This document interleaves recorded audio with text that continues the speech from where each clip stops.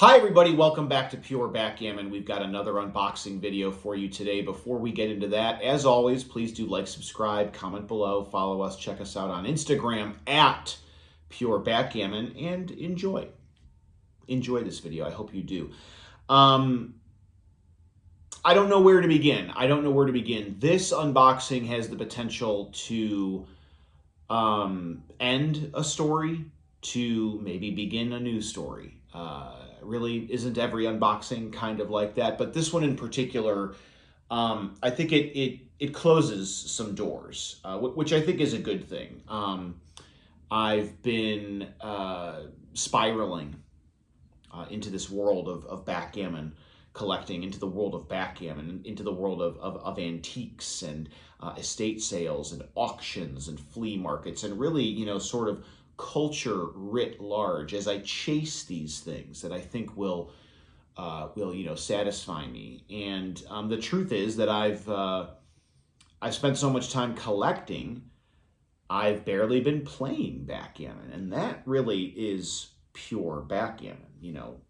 One player, sitting opposite the other player in a battle of wits and wills and luck and skills.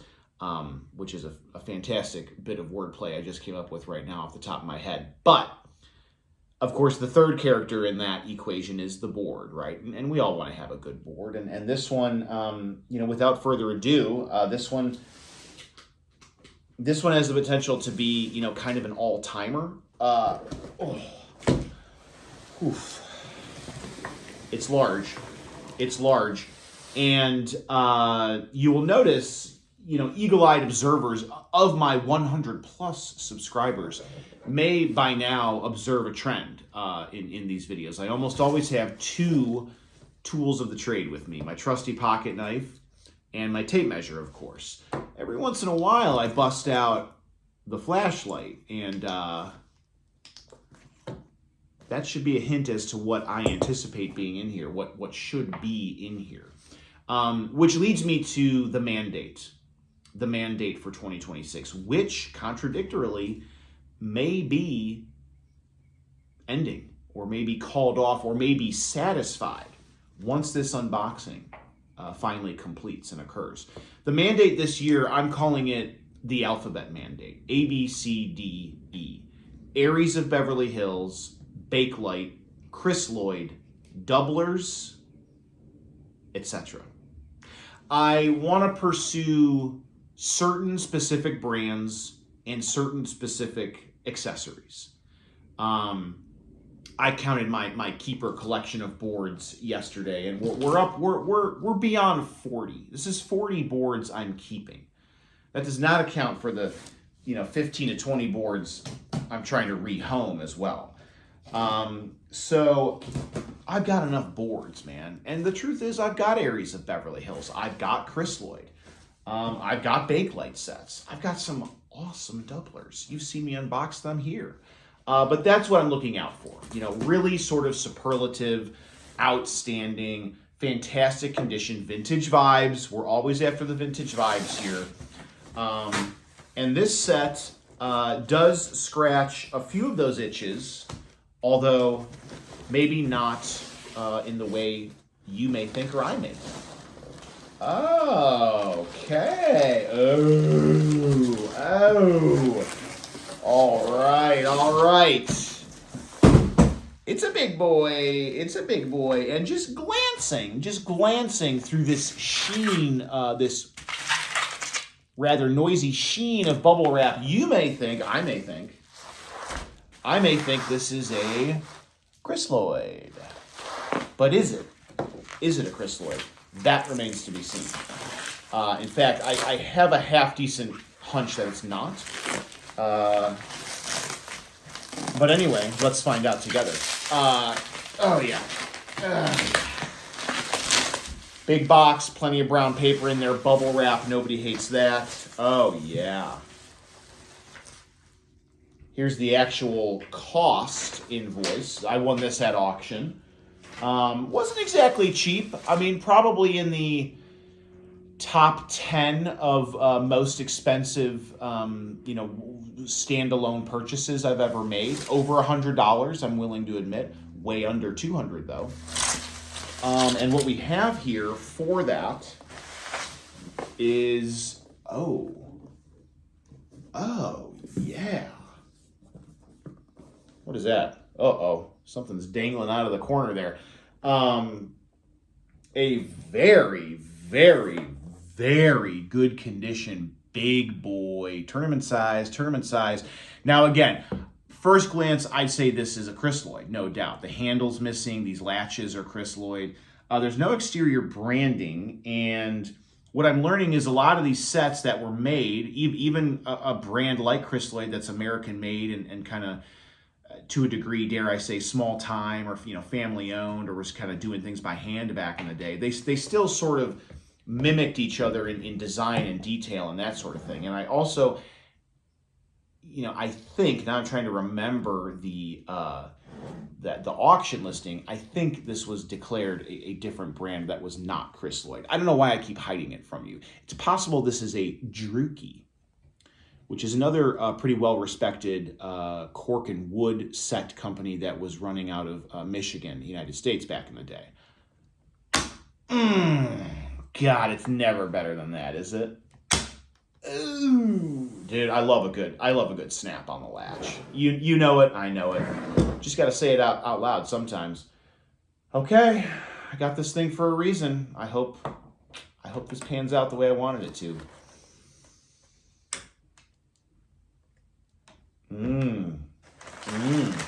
Oh. Okay. Take a gander. I love these. I just learned what these are called. These are called finial points. Red and white, cork interior. I'm looking for, there it is. There's the sticker. That you can't really see it. I don't want to screw anything up by getting that too close to you. This is Dreukinian. This is a Dreukinian set.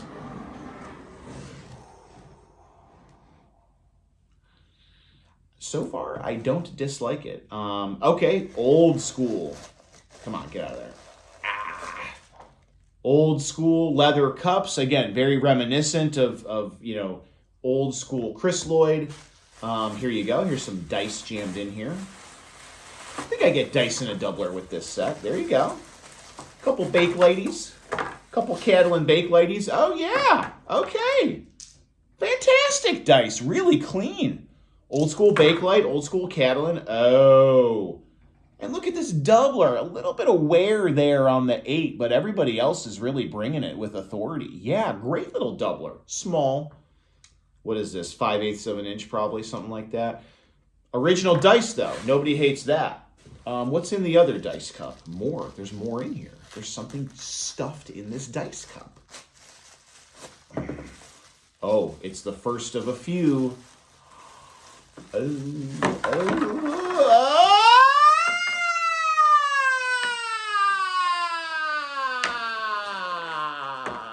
know it's good when I sound like an English ambulance from the 1960s. Oh, look at that striation. It looks so thick. It's thick Bakelite. It's thick Bakelite. Oh, it's red. All right. Got to do this. I always forget to do this. Woo! Planet of Mars coming up in your face. Yes! So there you have it. It's Bakelite. I admit it. I wanted it. I wanted the Bakelite. I bid on this thing. I'm actually shocked how cheaply this thing went, because the board itself, before you figure in taxes and auction premiums and all that, I bid $80 on this board. This thing is massive. 27.5 by 19. Definitely needs a little cleanup on the cork here. Cannot deny that. But Fat Boy Bakelite. And we are going to be measuring that soon, because I want to see it all in front of me first.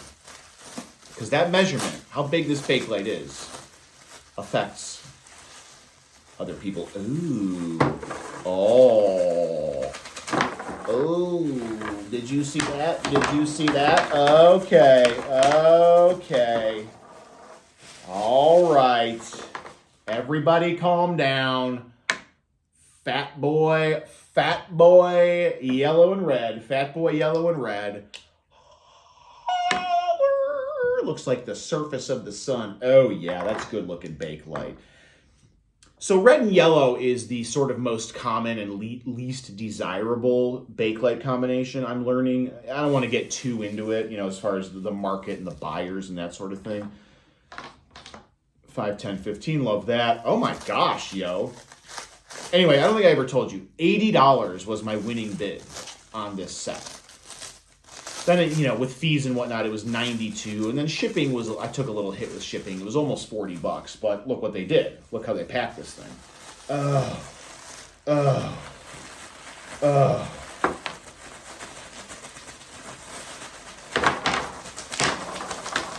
Come on, come on.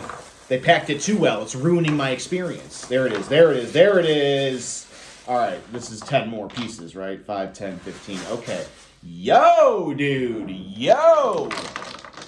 Fatty Bakelite, fatty Bakelite. Now here's a big moment. Exactly how fatty. It is, okay, it's 3/8 of an inch thick, give or take. And it's just a hair under 1.5 inches. They're basically 1.5 inch Bakelites. Now, this is where I must digress in a way I've never digressed before. And I must bring in something else, something new, something borrowed, and something blue. Blue? What? Bakelite? Blue Bakelite? Did he say that? Well, not exactly. But what is he talking about? He's talking about these Chrysaloid Blue Moon Bakelite pieces that I acquired earlier this year in a very, very contentious circumstance. And just to give you an idea of what these bad boys look like.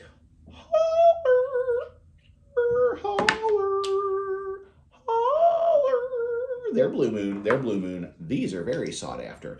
And the problem was these Blue Moons came with these white pieces that are not Bakelite. And if you're a purist like me, or if you're willing to admit you kind of care what other people think, I would want Bakelite pieces with Bakelite pieces. I don't want, these are nice little beautiful pieces, but I got these Blue Moons. I got 15 of them. I've been hoping and praying and working and spending to find a pair. And I think, yo, these are a match, dude. The blue and the red, the blue and the yellow. It's possible the yellow. Is the yellow? No, here we go. Yeah, so there's a little variation there with the pieces. It's possible the yellow is a little bit thicker, but nah. Yeah. So there you go. So I've got Blue Moon Bakelite pieces from a previous circumstance to now fit in here with my red and yellow. And because this set is red, and we are going to play it out here. Yo, dude, to spend $130 on a magnificent board like this. I mean, it's clean, everything. Oh, I can't wait to see where everything fits. I cannot wait to see where everything fits. However, because this is red, this board has a red theme to it. We're going to do something a little unorthodox, and we're going to play blue versus red, which of course, throws things out of whack for the dice and that sort of thing. But we'll get to that. Oh, let's first of all see. So now I got to dig out these 15 Blue Moons. I've barely seen these. Again, it's a long story, too long even for me to mess with. But I've barely seen these on a backgammon field, in backgammon. Oh, you get some good color there. See that color there? Oh, dude, the Blue Moon. I mean, I got to just show off a little bit there. Ooh. Blue Bakelite? Yes. Yes, please. The alphabet mandate. Jot that down. That would be, I believe, all the blues. I certainly hope so. So let's set them up here. Let's also see, how does this board sit 6 abreast? Okay, standard, a little bit of space there.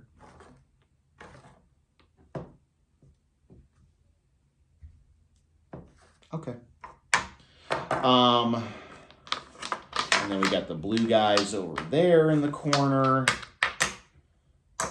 2 here, 3 there. Okay, let's get the other guys in here. Fatty Bakelite, big boy Bakelites. Nobody's angry at that. Dude, for 130, red and yellow notwithstanding, you know, people, there's such a, you know, there's just a lot of like upturned noses and, you know, like butt sniffing in the collector's world, I found. You know, it's like when people are showing off their goods, other, you know, people or collectors or friends are like, oh yeah, I got a set like that. I got mine for, you know, $13. You know, and everyone always wants to one up you, you know, and I guess that's the nature of like humanity. That's the nature of a lot of things. But it's like, can someone just be happy for me? You know, can I get a win and act like it and have one other person admit like I did a good job, I got the steal? You know, like let me have a moment of basking in glory before you know, come at me with your glory that, you know, I didn't want to talk about. I only want to talk about me. Let's try out these dice cups, though. Okay, so, again, things are a little wonky here because I swapped in a new color, blue. I don't know if you caught that. But we're going to do...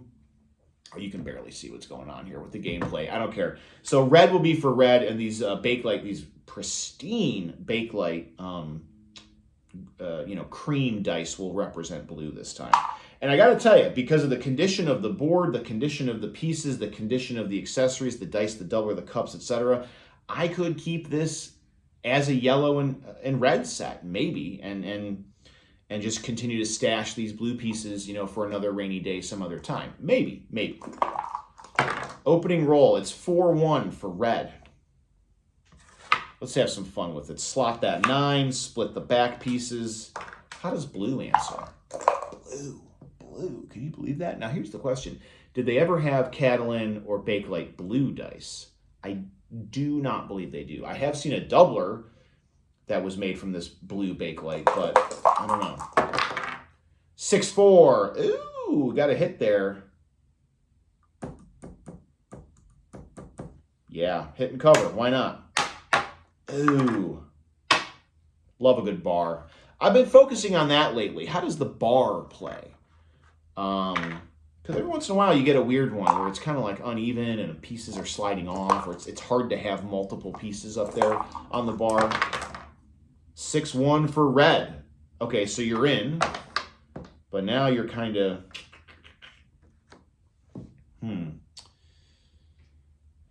wow.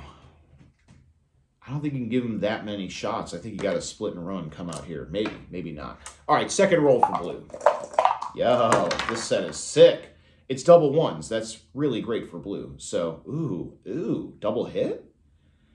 Oh, that's so tough. 1, 2, 3. Oh, wow. You could double hit, although I think making the 5 point is more important. That's a heck of a circumstance I need to remember and post on Pure Backgammon Instagram asking for input on what the better move is there. Hit and make a third home board point, though. I think I like that. Red's final roll, unless something freaky happens. It's a 3-1. It's a 3-1. So I think just in the interest of diversifying things a little bit, I go 3 and actually make that 9 point safe. Is that crazy? No. Should I do it the opposite way? Should I come down? Make that 1 point, bring another builder down? Well, now we got to see if that was foolish or not. So blue gets an extra roll. It's a 6-5. So blue... yeah, you might as well. You might as well. Take a jump in the race. Yeah. All right, I lost track of whose turn is who. Now I want to try something. I want to put everything away. I want to see how everything fits in this board because crystalloid sets, with respect, have a tendency to let their pieces sit kind of loose. There's a lot of gap over here in the trays, in the storage areas. And I've really never seen a Dreuki very closely. There's still some of that. I mean, it's not quite enough of a gap that you could fit a 6th piece in there, but it's there. but not bad. There's a dedicated tray here for the doubler and the dice, and they all fit in there. You know, I don't know. I think I'd want to upgrade that doubler. Just something a little bit bigger. It's such a big set. You know, it's such a large set. So yeah, this was sort of a bit of a twist, a bit of a bait and switch here. I, again, really cannot revisit the unpleasantness of what it took and how it took it all from me to acquire those Blue Moon pieces, which I deserved. But I unboxed them and did not feel as if I should be posting that unboxing video, so I didn't. And of course I want to show them off because they're rarer than hell. And how I originally found them, you know, again, should be commended. I should be honored, lauded. I should be paraded through the streets, frankly. But for now, a little cameo in the middle of this other awesome unboxing of a Drewky Blue Chip Game Company, Grand Rapids, Michigan. There you go. But have a look here. All original. I mean, the board, it looks in fantastic shape from your perspective. From mine, I might want to hit it, you know, as usual, a little warm water, a little dish soap, a little sponge. Just mop up this cork a little bit. Fantastic craftsmanship, though. Beautiful pieces, 1.5 inch, almost 1/2 inch thick pieces. Great cups, original dice, original doubler. Pristine exterior case with those latches. You know my stance on latches. Got to do something about that, but hey, don't we all? Just throw this in the pile of handleless sets that are still better than anything being made nowadays. So anyway, that was that. It's a Drewky big boy. It's a Bakelite big boy. It's the alphabet mandate of 2026. It's a cameo appearance by these rare Blue Moon Bakelite pieces that I'm now very proud to say might end up in the rotation of actually being played soon. And what else can be said? I think that's really about it. Thank you for joining me. This is Pure Backgammon. I don't know if there will be another unboxing video after this. I got to be honest. I think I need to take a break. I think I need to calm down. But I've got a backlog of videos from the last year or two that I've never posted. So keep coming back. There'll be content. And until next time, with these beautiful, absolutely stunning, all original Catalan and Bakelite Drewky Blue Chip Game Company Big Boy Backgammon set dice, it's your roll.